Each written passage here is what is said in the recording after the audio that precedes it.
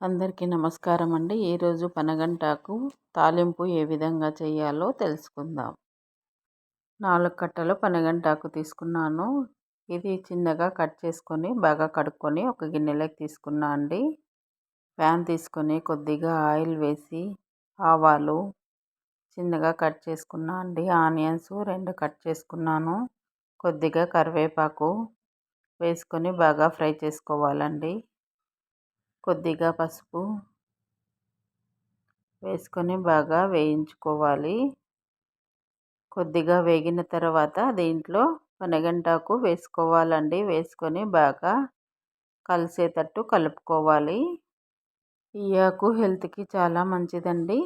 కళ్ళు కనపడని వాళ్ళకు కూడా 41 డేస్ ఆకు తింటే కళ్ళు బాగా కనిపిస్తాయండి. మూత పెట్టుకొని సిమ్లో పెట్టుకోవాలండి. ముందుగా కందిపప్పు ఉడికించుకున్నాను. ఆకు బాగా ఫ్రై అయిన తర్వాత మనం ఉడికించుకున్న కందిపప్పు ఇందులో వేసుకొని బాగా మిక్స్ చేసుకోవాలి. అంతా కలిసేటట్టు కలుపుకోవాలి. పనగంటాకులో కాల్షియం ఎక్కువగా ఉంటుందండి. మిక్సీ జార్ తీసుకొని ఇందులో వేయించిన పల్లీలు వేసుకున్నాను. కొద్దిగా సాల్టు,